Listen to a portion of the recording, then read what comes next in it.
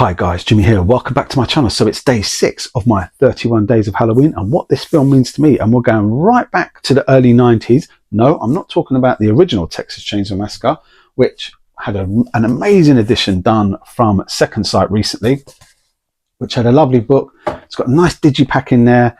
And then you also get some really nice art cards. And I saw this picture frame in the charity shop. And I picked this up with the sole intention of putting those art cards in there. No, I'm not talking about that classic that was banned and caused a lot of outrage. I'm going to be talking about the Texas Chainsaw Massacre Part 2, with Dennis Hopper in it, who is absolutely insane in this film. But I've got 2 quick stories to tell you about this and what this film means to me. So first up, we're going to talk about this edition. Got this edition from HMV in Birmingham. And it cost me the princely sum of $5.99. Even the guy in the shop at the time when I purchased it said, "Is that the right price?" I was like, "Stickers on there, mate." And it was on a special offer. They only had one on the shelf. Otherwise, I would have bought more. $5.99. You got the film itself. You've got the DVD. You've got Toby Hooper's early works in there. And then you've got a nice bound book as well. For $5.99, that was a bargain. Arrow recently have done a really nice edition, which has the classic picture of the Breakfast Club, but it's the Sawyer family on it. And they're all lying down in the same pose, which was stolen literally from the Breakfast Club. It was their way of doing it. And I've not got that edition yet. I'm still on the fence whether to get it or not. I've seen a good edition of it on eBay for almost retail price, actually, in the 4K. So I'm debating whether I need to upgrade it or not. But yeah, so that was $5.99, absolute steal. But what I remember about this film the most is in the early 90s, I lived in Earls Court and there was a video shop down there. And I got to know the guy pretty well, in the shop. And he said to me, "Look," he said, "Look, Jimmy, if you want, I've got other films that are available." So I was like, "Really? Not what you're thinking, Jay? I know, Jay, at Blu-ray, what you're thinking right now." No, it wasn't that. He said, "I've got some films that are banned if you're interested." And I was like, now, I knew of video nasties, but when it got to the 90s, I didn't think there was anything banned really anymore. And this is what confused me about this. I didn't know if it was banned or it was just hard to get in England. But he said, "I've got a couple of films that are banned." So I was like, let me know.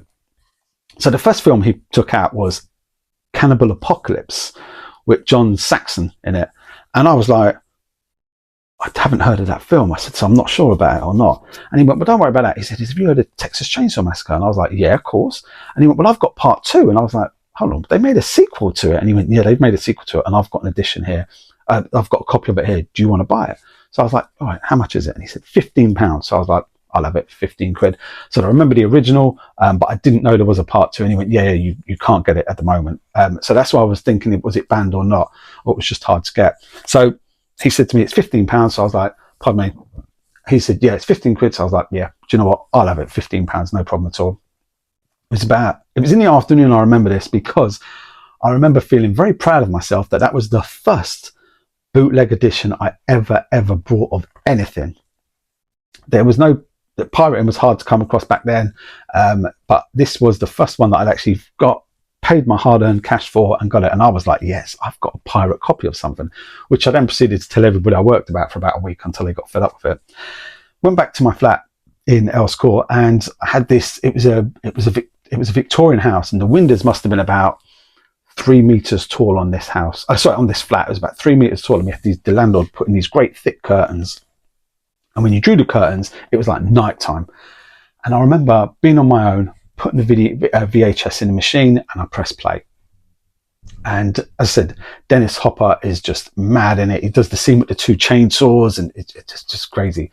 But what I remember most about this film is the actress in it who plays the character Stretch, and she is brilliant in all of this film. And when you get to the end, there's about the last 10 or 15 minutes of it, I think, which are just like constant screaming, and her screams that day went into my soul. I'm telling you, they went into my soul. And I was just watching this film, listening to her screaming, shaking the chainsaw about, trying to get out of the underground cabin.